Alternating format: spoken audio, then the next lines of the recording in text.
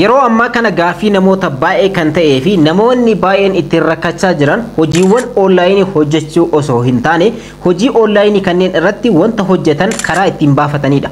Baay'een keessan kan rakkachaa jirtan dhaggeeffattoota koo hojii onlaayinii irratti argamu kanneen hojjechuu osoo hin taane hojiiwwan kanneen erga hojjettanii booda karaa ittiin baafatan yookaan immoo qarshiin sun harka keessan akka ittiin gahu ittiin gootanidha. Namoonni baay'een gaafiiwwan nagaafattan walumaa galatti waa'ee kanaatiin kan wal qabatedha.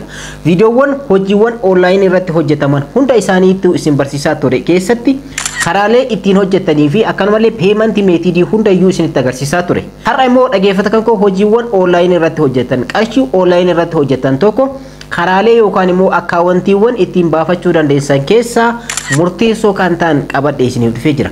Egaa namoonni baay'een gaafiin gaafattan keessa hojiiwwan onlaayinii hojjechuu osoo hin taane hojiiwwan onlaayinii hojjettan kana karaa ittiin baafattanidha kan rakkoo isinitti ta'ee jiru. Kanaaf immoo viidiyoo kana keessatti furmaata isiniif qabadhee dhufee jira. Hanga dhuma viidiyoo kanaatti na faana turaa. Assalamu alaikum warahmatullahi wabarakatuh. Ashama harka fuuni akkam jirtan dhaggeeffattoonni YouTube channel Sofu Marab. Bakkuma jirtanitti nageenyi kan koo kan jaalalaa fi kan kabajaa isin haadha qabachaa video kana hojiiwwan onlaayinii irratti hojjetan irraa qarshii keessan baafachuudhaaf akkaawuntiiwwan isin barbaachisoo ta'an murteessoo ta'an kan namoonni hundumtuyyuu akkaawuntii ittiin banachuu qabdan murteessoo kan ta'an isiniif qabadhee dhufee jira. Hanga dhumaatti na faana turaa. Obboleewwan yeroo jalqabaatiif gara YouTube channel kanaatti dhuftan YouTube channel kun YouTube channel barnootaati kan teknooloojiidhaan ittiin wal baratan waan ta'eef subscribe gochuudhaan gara maatiiwwan keenyaatti dabalamaadha. Video kana immoo like share gochuudhaan hiriyoota keessanii dhaqabaadha. Daai gara barnootichaatti. Egaa onlaayinii irratti yeroo ammaa kana hojii onlaayinii hojjechuun hedduu tokko salphaa ta'ee jira. Kanarra darbee immoo namoonni mana isaanii taa'anii hojii onlaayinii hojjechuudhaan qarshii gaarii argachuudhaan jiruuf jireenya isaanii jijjiiraa jiru. Kanaaf immoo murteessoo kan ta'e hojii onlaayinii hojjechuu qofa osoo hin taane karaa ittiin baafattan yookaan immoo peemantii meetidii beekuudha. Namoonni baay'een kan ittiin rakkachaa jirtan peemantii meetidii wanta tokko ittiin baafattan beekuu dhabuudha. Hedduun keessan hojiiwwan onlaayinii akka addunyaatti hojjetaman kanneen irraa daayireekti baafachuudhaaf karaa baankiitti fayyadamuun hin danda'amu. Kanaaf immoo karaaleen namoonni ittiin qarshii onlaayinii irratti hojjetan kana ittiin baafatan akkuma hojiitiin karaaleen isaan ittiin baafatanillee garagaraadha. Kanneen keessaa murteessoo kan ta'an tokko isiniif qabadhee dhufee jira. Jalqaba irratti dhaggeeffattoota koo hojii onlaayinii kan akka YouTube, kan akka TikTok, kanaa fi kan kana fakkaatan akkanumallee weebsaayitii fi kan kana fakkaatan irratti warroonni hojjettan jalqaba irratti baafachuu kan qabdan akkaawuntiin isin kireet gochuu qabdan AdSense account jedhama. AdSense account banachuun baay'ee tokko salphaadha. Kanaan dura isinitti himee jira verification isin gaafata yookaan immoo dhaggeeffattoota koo two step verification isin gaafata kan emailii keessanii dabalataan immoo dhaggeeffattoota koo karaa ittiin verify gootan isin gaafata kana karaa ittiin darbuu dandeessan. Kanaan dura viidiyoowwan bal'aa isiniif hojjedhee jira. Akkuma asirratti argattan viidiyoo asirratti argattan kanarratti AdSense account banachuu fi akkaataa itti YouTube channel keessanii wal qunnamsiisuu dandeessan isinitti agarsiisee jira. So salphumatti AdSense account akkaataa ittiin banattan asirratti ilaallee jirra. AdSense account banachuun ni danda'ama karaa salphaatiin emailii keessanitti bilbila keessanitti information keessan detail kan ta'e itti fayyadamuu fi akkanumallee paaspoortii keessanitti akkanumallee national ID keessan yookaan immoo account buukiidha kan baankiiwwan adda addaatti fayyadamtanillee verify gochuu dandeessan. Jalqaba irratti namoonni kan ittiin dogongoran keessaa murteessoon kanaadha. Damee kamiirraa account kamiin baafadha.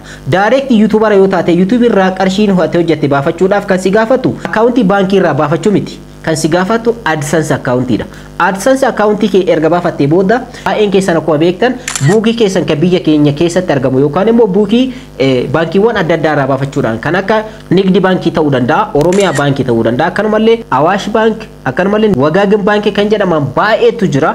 Egaa isaan kanneen irraa akkaawuntiiwwan sanneen erga baafattanii booda AdSense account keessanii fi account keessan kan baankii adda addaa irraa baafatan link walitti gochuudhaan akka harka keessan dhaqqabu gootan malee direct karaa baankiitiin YouTuber yoo taatan YouTube irraa wanta hojjetan san baafachuudhaaf akkanumallee weebsaayitii adda addaa warroonni hojjetan weebsaayitii sanarraa wanta san baafachuudhaaf kan isin gaafatu AdSense account dha.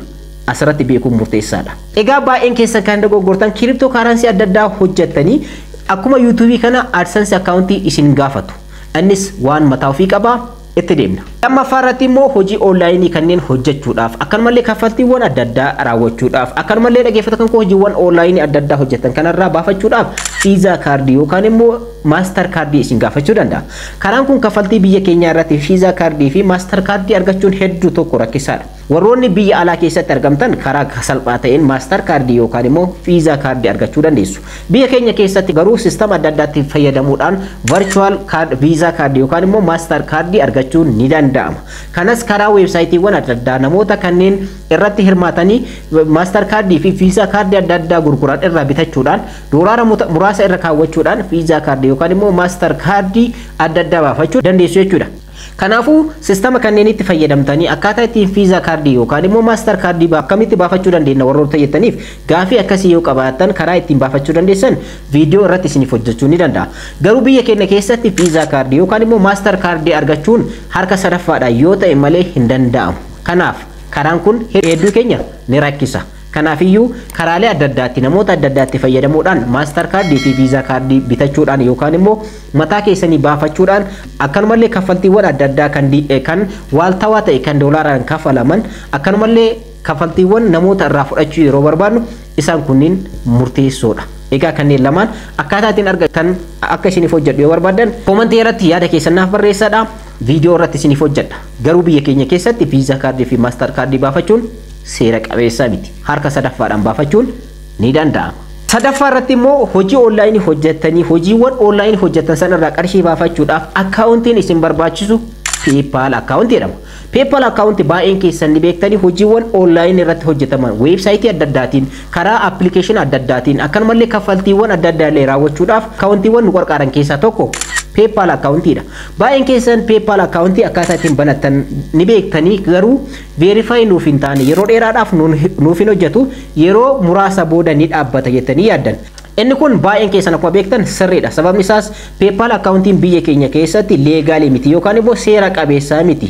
Akkaawuntiiwwan waaltawaa ta'an kan addunyaa irratti hojjetaman baay'een isaanii biyya keenya keessatti fudhatama hin qaban. Sababni isaas seera biyyattii biyya keenyaa hin guutan waan ta'eef. Kanaafiyyuu karaalee adda addaatti fayyadamnee PayPal akkaawuntii mataa keenyaa banachuun ni danda'ama. Karaalee kanneen keessaa biyyoota adda addaatti fayyadamuudhaan PayPal akkaawuntii mataa keessanii banachuu ni dandeessan.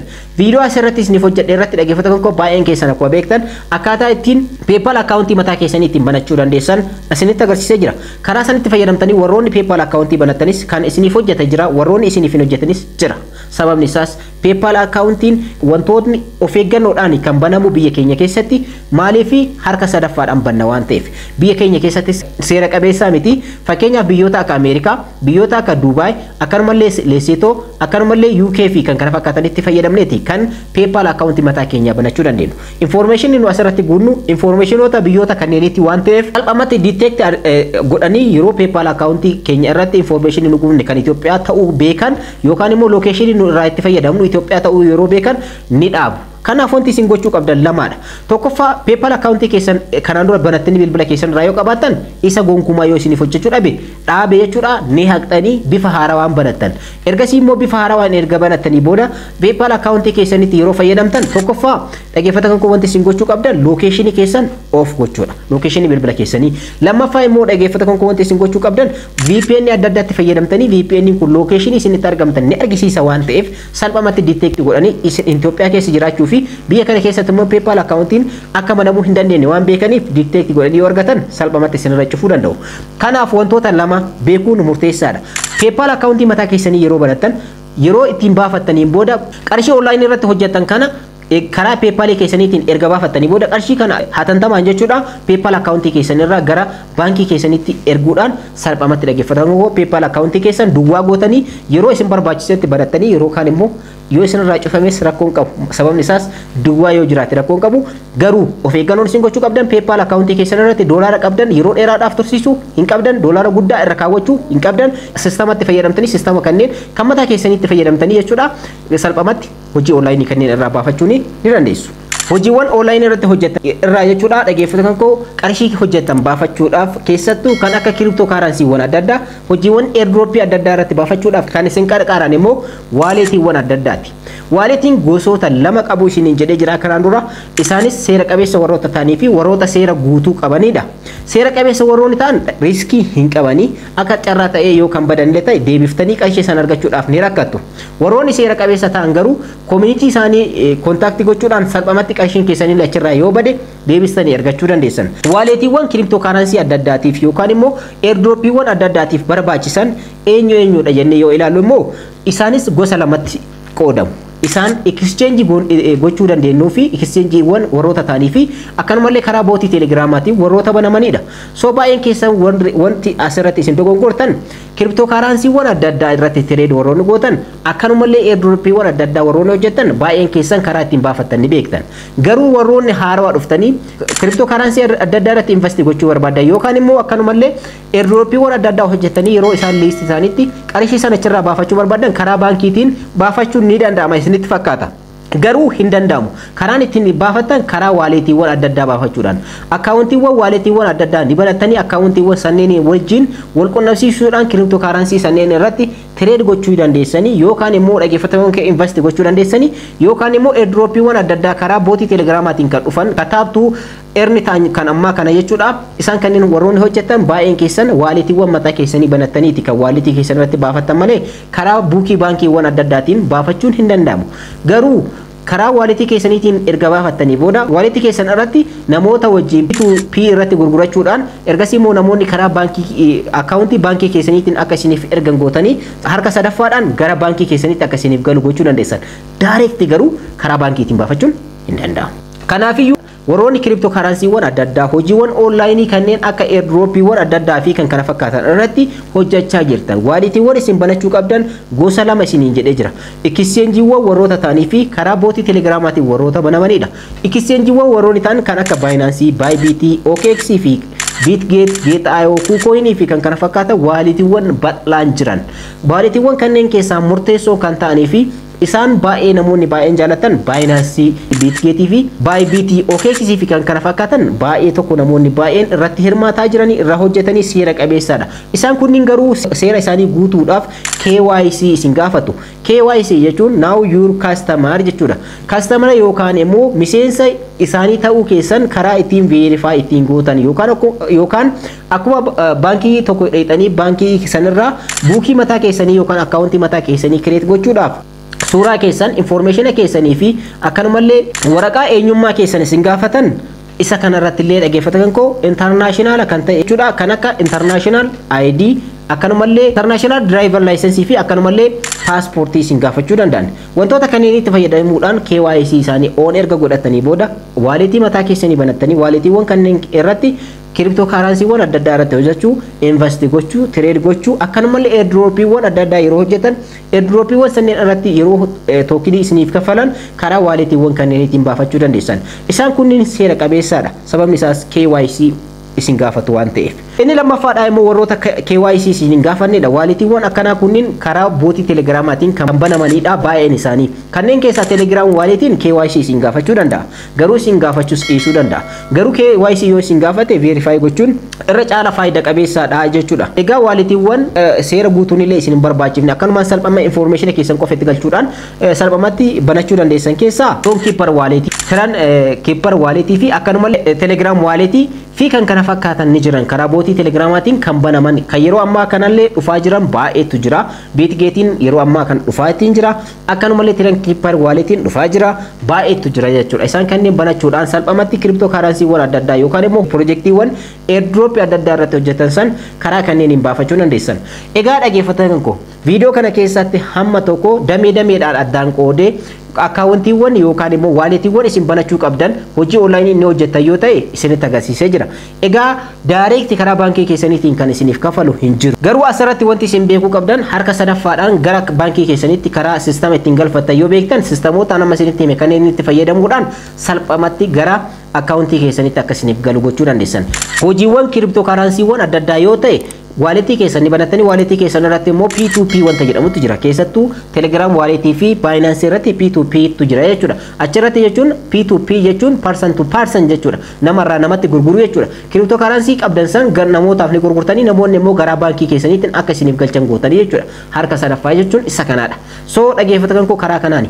Warroonni hojii YouTube akkanumallee websaayitiiwwan adda addaa fi kan kana fakkaatan warroonni hojjetan immoo akkanumallee kaffaltiiwwan adda addaa kan kafalan jiranii appiiwwan adda addaa karaa AdSense akkaawuntiitiin kafalu. AdSense akkaawuntii jechuun AdSense akkaawuntii mataa keessanii ni barattanii ergasii immoo AdSense akkaawuntii keessanii fi baankii akkaawuntii keessan kan baankiidhaan liinkii gootanii walitti hiitanii ergasii immoo AdSense akkaawuntii keessan irratti ni baafattanii AdSense akkaawuntiin keessan immoo $100 yookaan immoo euro 70 yeroo gahetti salphamatti gara baankii keessanitti isiniif erguu jechuudha AdSense akkaawuntiidhaan. So kan wantoota kanneen adda baafattanii beekuun murteessaadha. Kanaafiyyuu hojiiwwan onlaayinii biyya keenya keessatti baay'inaan direct karaa baankiitiin kafalan hin jiranii appiiwwan tokko ni jiru. Garuu hammana hunda bal'atee hin jiru. Karaa kanneen anama isiniif ibsuudhaaf yaale kanneeniin kaffaltii keessan fudhachuu dandeessan. Egaa hojii onlaayinii irratti bobbaatanii warroonni hojjetan egaa hamma danda'ameen akkaawuntiiwwan anama isiniif ibse kana yookaan immoo waaletiiwwan anama isiniif ibse kana banachuudhaan irraa fayyadamaadha. Egaa viidiyoo kana keessatti salphamatti hojii onlaayinii irraa qarshii hojjettan baafachuudhaaf akkaawuntiiwwan yookaan immoo waaletiiwwan isin barbaachisoo ta'an hamma tokko isiniif ibsee jira. Waaletiiwwan kanneen baay'inaan akkaataa ittiin banachuu dandeessan YouTube chaanalii kan koo irratti hojjedhee jira. YouTube chaanalii kan koo keessa seenuudhaan daawwachuu dandeessanii akkaawuntiiwwan kanneen illee mataa keessanii banattanii verify gootanii itti fayyadamuu dandeessan. So yeroo ammaa kanatti hojiin onlaayinii baay'achaa jira. Kanaaf waaletiiwwanii fi akkaawuntiiwwan isiniif ibsuudhaaf yaale kanneen banachuudhaan irraa fayyadamaadha. Barnoonni kan koo kanarraa kana fakkaata akka irraa fayyadamtan abdiin qaba. Egaa warroonni YouTube chaanalii kanaaf haaraa taatan subscribe godhaa. Viidiyoo kana immoo like share gochuudhaan hiriyoota keessan dhaqqabaadha. Yeroo biraa barnoota biraatii fi information biraatiin walitti deebina. Hanga sitti nagaan naa tura.